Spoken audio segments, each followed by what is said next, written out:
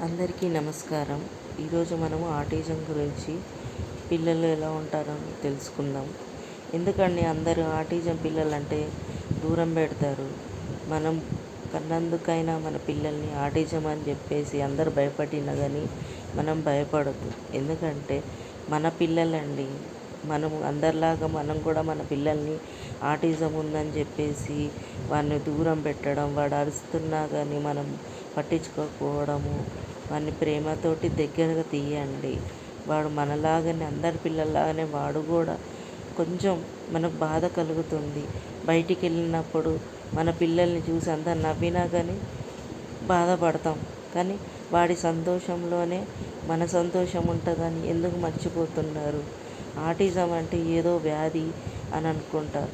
కానీ ఆటిజం అంటే అదేదో లోపం, చిన్న లోపం తప్ప మొత్తంకే వాడిని ఏదో రకంగా వ్యాధి అని చెప్పేసి ఒకటే మూల కొంచేసి పెట్టడం చాలా తప్పండి.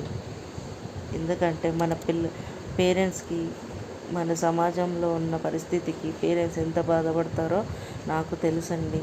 ఎందుకంటే ఆటిజం పిల్లలు ఉన్న వాళ్ళు బయటికి వెళ్ళినప్పుడు మనల్ని ఎంత చులకన చూస్తారనేది నాకు బాగా తెలుసు. ఎందుకంటే అవన్నీ పట్టించుకోవద్దు. మన పిల్లాడు ముఖ్యం మనకు. అవన్నీ ఆలోచిస్తే అసలు మనం అసలు బయటికే వెళ్ళలేమండి.